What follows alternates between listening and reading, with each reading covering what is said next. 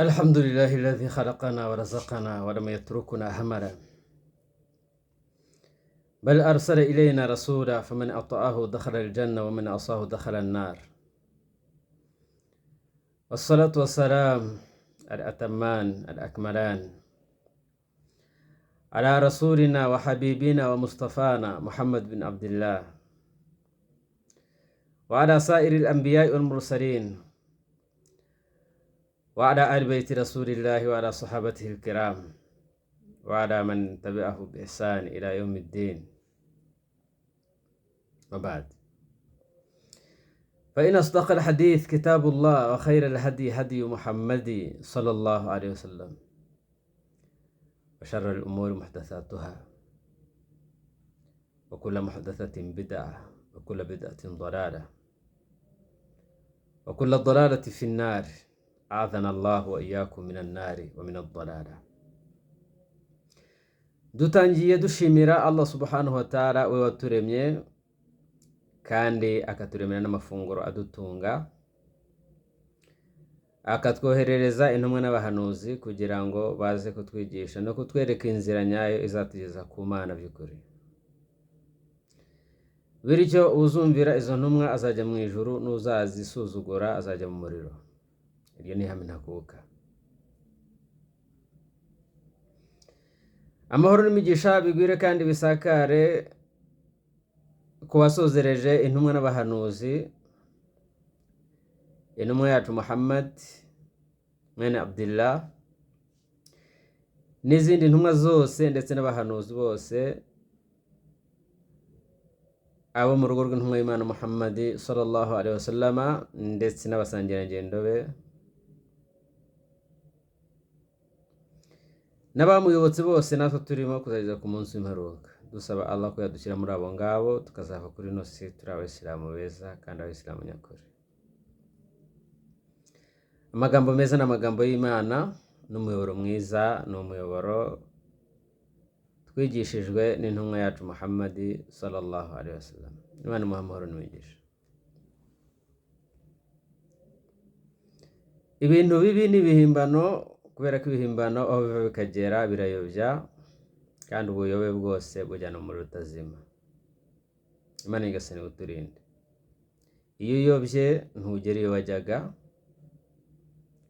uguma kurindagira ntabwo ugera iyo wajyaga. Inyigisho zacu z'uyu munsi ntabwo turi buganire ku mateka yaranze abasangirangendo b'intumwa yacu Muhammad sallallahu alaihi wasallam. Turaganira ku zindi nyigisho kugira ngo dufate kapoze gatoya, ariko inyigisho tugiye kuganiraho nazo ni ingirakamaro. Turamutse tuzumvishe kandi tukazikurikira, zatugirira akamaro, zatubera akabando ko kugenderaho no gucumbagiriraho muri ubuzima bwacu bwa hano kuri iyi si. Qala Allah ta'ala, Allah muri Qur'ani aratubwira ati: wa'tasimu bihablillahi jami'a wa la tafarraqu, ati nimutahirize umugozi umwe, nimutahirize ku mugozi umwe wa Allah subhanahu wa ta'ala. Umugozi washaka kuvugwa ahangaha ni Qur'ani. Allah ati nimutahirize ku mugozi umwe w'Imana, muramenye ntimuzatatane, ntimuzigere mutandukana, kandi mwibuke ingabire z'Imana kuri mwe igihe mwari abanzi, Imana nyagasani igahuza imitima yanyu, hanyuma mukaba abavandimwe n'inshuti kubera ingabire z'Imana nyagasani subhanahu wa ta'ala. Nkuko twabivuze, umugozi ugamijwe kuvugwa ahangaha ni igitabo cy'Imana aricyo Qur'ani, nkuko tubisanga muri hadithi z'intumwa y'Imana Muhammad sallallahu alaihi wasallam, aho yise Qur'ani umugozi ukomeye udacika wa Allah subhanahu wa ta'ala. Intumwa y'Imana iratubwira ngo inna hadha al-Qur'an, ati mu by'ukuri Qur'an huwa hablullahi al-matin, niwo mugozi w'Imana ukomeye cyane. Akongera akatubwira ati kandi ni urumuri rumurikira abantu, akongera akatubwira ati kandi ni umuti uvura kandi w'ingirakamaro, ati kandi ni uburinzi kubera ko Qur'ani irinda uyikoresha ntanyuranye nayo, agakora ibyo imubwiye ndetse akareka ibyo imubuza. Uwo nguwo iramurinda kugwa mu bigeragezo na fitina zitandukanye za hano kuri iyi si. Nanone intumwa Muhammad sallallahu alaihi wasallam irongera akatubwira ngo kitabullahi huwa haburullah, ati igitabo cy'Imana niwo mugozi w'Imana, al-mamdud minas samai ila al-ard, umugozi muremure uva mu ijuru mu kirere mpaka ukagera ku isi. Rero umugozi watubwiraga muri iyi aya ni Qur'ani ntagatifu, ni amagambo ya Allah subhanahu wa ta'ala. Allah aradutegeka muri iyi aya atubwira ko tugomba gushyira hamwe, tugakorera hamwe, tugatahiriza umugozi umwe ari wo Qur'ani ntagatifu, amagambo y'Imana nyagasani subhanahu wa ta'ala.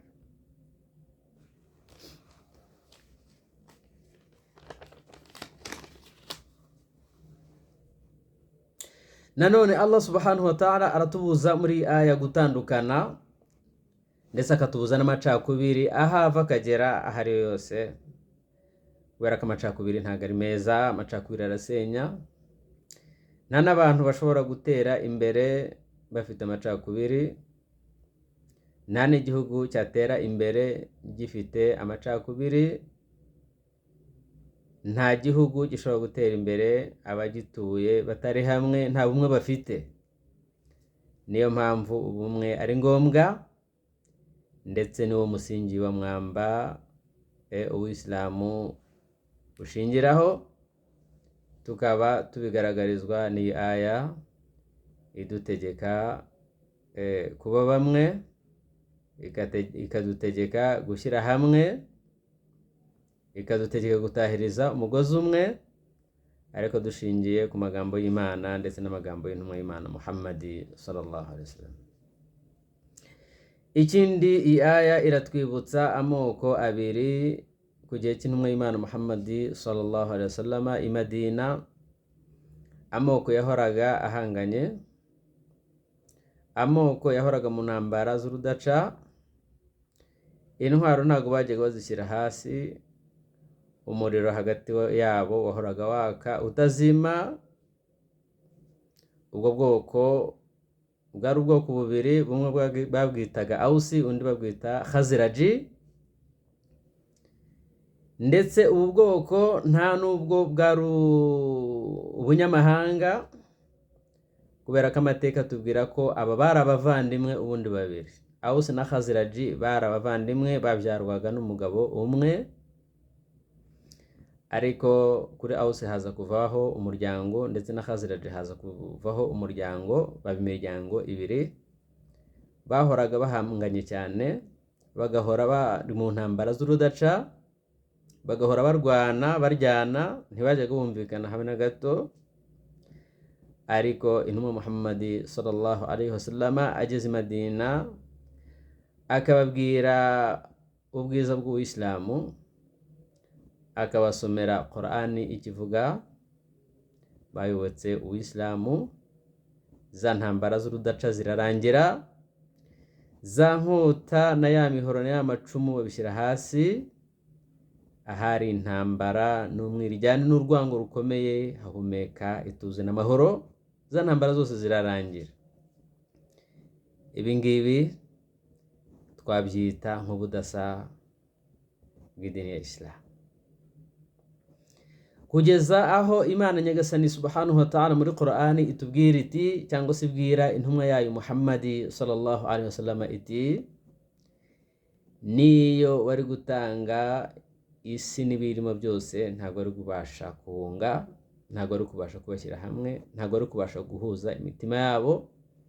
Ariko Imana nyagasani subhanahu wa ta'ala yarabunze, irangije ibashyira hamwe, barongera baba abavandimwe, hagati yabo harongera haza amahoro ndetse n'ituze. nanone Imana nyagasani iratubwira muri Qur'ani igira iti innamal mu'minuna ikhwa, ati mu by'ukuri abemeramana ni abavandimwe, ngaho nimwunge ubwo buvandimwe bwanyu. Iyi aya nayo irategeka ubuvandimwe, kandi ubuvandimwe bubanzirizwa no gushyira hamwe. Ntago mwaba abavandimwe mudashyize hamwe. Iyo mudashyize hamwe n'icyari ubuvandimwe kirasenyuka kikavaho. Ariko iyo mushyize hamwe, kabone n'ubwo mwaba muturuka amahanga n'amahanga, mugeraho icyari ubumwe kikavamo, noneho ubuvandimwe bukomeye. Niyo mpamvu nyagasani hano tubwira ngo mu by'ukuri abemeramana n'abavandimwe, ngaho nimwunge ubwo buvandimwe bwanyu. Nanone mu yindi aya Imana nyagasani ikatubwira iti amoko abiri cyangwa se amatsinda abiri y'abantu, cyangwa se abantu babiri nibatavuga rumwe bagashwana, muzagerageze mubunge. Nihagira itsinda ryanga kwiyunga n'irindi, muzarirwanye kugeza ryemeye kwiyunga n'irindi, rigasubira ku mahame n'amabwiriza y'Imana nyagasani subhanahu wa ta'ala ndetse n'idini y'Ubuislamu. Mu yindi aya Allah arongera akatubwira ati wata'awanu alal birri wattaqwa, muterane inkunga mu byiza ndetse no gutinya Allah. Wala ta'awanu alal ithmi wal udwan, muramenye ntimuzigere muterana inkunga mu gukora ibyaha ndetse n'ubugome cyangwa se ubugizi bwa nabi. Intumwa y'Imana Muhammad sallallahu alaihi wasallam iratubwira iti Imana ikunda ibintu bitatu kandi ikanga ibintu bitatu. Imana ikunda ko mwayigaragira mutayibangikanya n'ikindi kintu icyo ari cyo cyose, kandi igakunda ko mwatahiriza umugozi umwe mwese hamwe, nta n'umwe uvuyemo, mukirinda gutandukana, mukirinda amacakubiri.